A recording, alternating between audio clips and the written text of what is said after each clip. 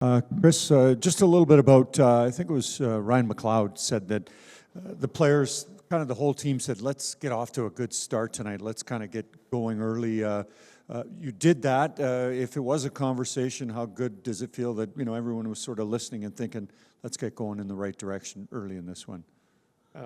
Yeah, no, it's good. The players take ownership and, we're getting ready. I think we took advantage of a team that had been traveling, played late last night. We had a little bit of travel too, but they're coming at the end of a road trip, and I thought we took advantage of it. And we were up one after the first period, but I thought we really built at our game. I thought it was strong from the start. We didn't take any steps back, and, we were able to capitalize on those chances in the second period. Just want to get some thoughts on the changes to the D pairing, having Desharnais up with Nurse and Cody Ceci with Brett Kulak. Just looking to change things a little bit. I'm not certain exactly, why I want to say exactly one reason why. I just thought, just switch it up a little bit. I know in the past, right after the Vegas game, we switched up the pairs a little bit. And, looking back, that those, Eichel and Bouchard have always played really well together. But, Desharnais and Nursey, just they'd been good together. Kulak and Ceci also, we just felt to just change the scenery a little bit. Zach Hyman's helping people get their cars out of snow. He's scoring 42 goals on the season. Is there anything he's not doing for this team right now? No, and there's not much he hasn't been doing for the Edmonton Oilers or the city of Edmonton, to say. He's been capitalized on opportunities because he's doing so many things well on the ice. You ran through a little bit of a rough stretch earlier, but now there's 4 games in a row, kind of a repeatable format. What do you attribute that to? Well, I think a lot of it, the last 4, especially 2 of them, maybe 3 of the 4, could have easily lost. Goaltending was outstanding. So good defense usually wins you hockey games. You look at our goals against down, and also our penalty kill looking a lot better than it had been previously. And there's always stretches where you can't win every game, and there's some games, during the stretch, we lost more than we won, but I think there was a lot of games that we certainly could have won in that stretch.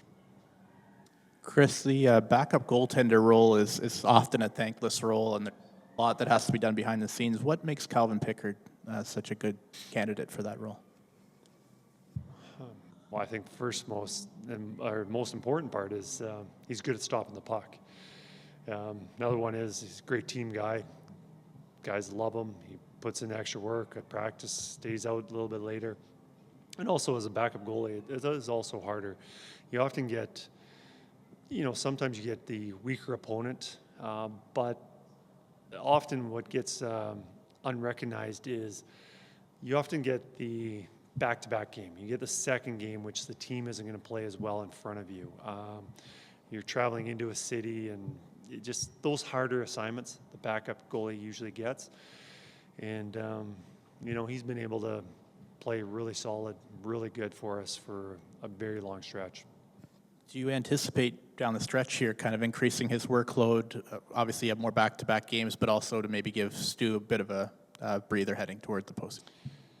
Well, I think just with the fact that we play so many back-to-back, that his game total will be going up opposed to January when we're playing 3 games a week.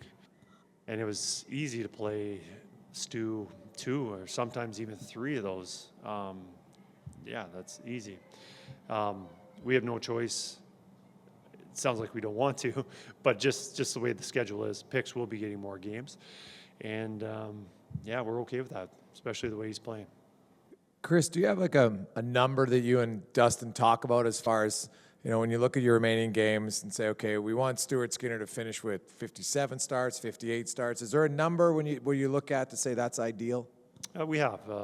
We look at it. We review his starts from week to week, and we look out probably a month ahead. And after the All-Star break, I know we sat down when we had that number, what we had, and a lot of times passed by, and I don't remember exactly what that number is. But we have settled that we think it's best that he plays that many. And, with the way our schedule is, he'll probably be playing usually 2 out of 3 games. And, whatever that ends up being, I don't know if it's, 58 to probably 57 to 60 games. And Sam Gagner hasn't played a whole lot lately, but every time he comes in, he hit the crossbar tonight. Like that line actually generated a lot. What does he need to do maybe to get in the lineup more for you? Oh, he played really well tonight. That line, I know Sam's line probably in 3 minutes of ice time that he had in the first period, he was part of 2 scoring chances and did a lot of good things. And it's tough. Derek was out tonight with an injury. He's obviously very important for our team with being a right-hand face-off guy, winning key draws, started the penalty kill. It's tough. It's not only we have a lot of good hockey players, but we also need to slot guys in on roles and position. What do we need at that moment? And I guess it's difficult for Sam because he's been playing really well for us. And we'll evaluate tomorrow where he fits in and how much he'll be playing. Kris, the week of trading deadline, you necessarily haven't gone through this as a head coach. How much talking do you do to the general manager, or does he come to you and say, okay, I'm talking about this guy, what do you think? Well, first of all, with Ken's experience and my inexperience, last thing I'm doing is going into his office and demanding what we need. But Ken and I talk quite regularly, almost, if not twice a day, definitely every day, about what we need and how I feel what the team is lacking, or he'll throw some ideas at me, I'll do the same, and he's doing the same thing with the rest of the coaching staff, the scouts, and everyone around the organization. So Ken's constantly communicating with somebody, and if he's not communicating with somebody within the organization, he's doing somebody with another team. So you wouldn't be banging on the door if there was a New York Ranger farmhand and say, oh, I know that guy. Well, I'm sure if there was something that Ken would come to me and ask me about a player, but no, we just talk about pretty much our team. Thank you. Sorry. With the trade deadline coming up, it's also a tough week for players. So what's the coach's role? As players get antsy, start wondering, some guys will be wondering if they're going to be around. What's the coach's role to kind of keep that room in check? I'm not quite sure. I'm not sure the role. It's obviously very difficult. You try and ease their anxiety, talking with them, tell them the situation. Players who are uncertain about their future, but you look at how valuable they are to our team.